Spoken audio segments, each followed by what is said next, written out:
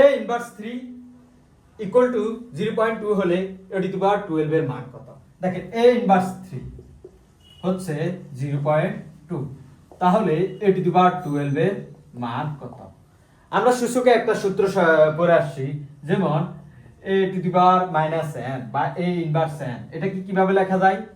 আমি বুঝার সুবিধার্থে বলি, মাইনাসের জন্য 1 আর নিচে a to the power n লিখে দিবেন। তাহলে a ইনভার্স 5 হলে কিভাবে লেখা যায়? এই যে মাইনাসের জন্য উপরে 1 আর নিচে a টু দি পাওয়ার 5, এভাবে।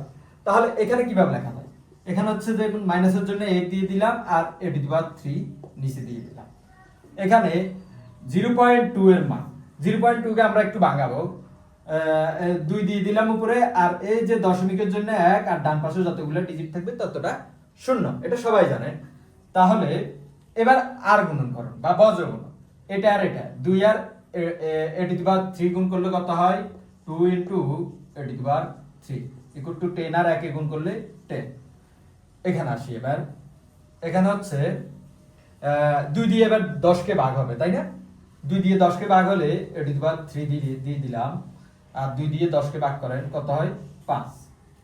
আচ্ছা, a টু দি পাওয়ার 3 মান পেলাম, কিন্তু এখানে আমাদের জানতে চাইছে a টু দি পাওয়ার 12। আচ্ছা, a to the power 3 equal to আমরা কত পেলাম? 5। এবার 3 কে আমরা 12 কিভাবে করা যায়? কিভাবে 12 করতে পারবো? a টু দি পাওয়ার 3 দিলাম, ব্র্যাকেট দিয়ে দিলাম, 3 এর সাথে কত গুণ করলে 12 হবে? 4, তাহলে 4 দিয়ে দিলাম পাওয়ার একটা। যেহেতু আমরা বামে 4 ইউজ করলাম, তাহলে ডান পাশে 5 এর উপরে পাওয়ার আমরা 4 ইউজ করতে হবে। যেহেতু a টু দি পাওয়ার 3 এর উপর আমরা 4 ইউজ করলাম পাওয়ার, একটা অতিরিক্ত পাওয়ার নিয়ে আসলাম, তাহলে ডান পাশেও নিয়ে আসতে হবে, তাহলে মানের কোনো পরিবর্তন হয় না। বামে করলে অবশ্যই ডানে করতে হবে, ডানে করলে বামে করতে হবে, মানে আপনি যদি সমতা বজায় রাখতে চান। তাহলে a টু দি পাওয়ার, এই যে পাওয়ার এভাবে থাকলে পাওয়ার গুলো গুণ করা যায়, গুণ হয় 3 4 12, 12 আর 5 কে যদি 4 বার গুণ করে কত হয়? 625। এই হচ্ছে আমাদের সেই কাঙ্ক্ষিত আনসার। তাহলে এটা কোন এক নিয়োগ পরীক্ষা আসে, আমি সেই নিয়োগ পরীক্ষা কোথায় কোন পরীক্ষা আসে আমার ঠিক মনে নেই, তবে যে কোনো একটা নিয়োগ পরীক্ষা আসে। এই ধরনের অঙ্ক দেখলে আপনারা ঘাবড়ে যাবেন না, ধীরে ধীরে স্টেপ বাই স্টেপ এগোতে থাকবেন, একটু চিন্তা করতে থাকবেন। আপনি চিন্তা করলে দেখবেন সমাধান অতি সত্বর বের হয়ে যাবে।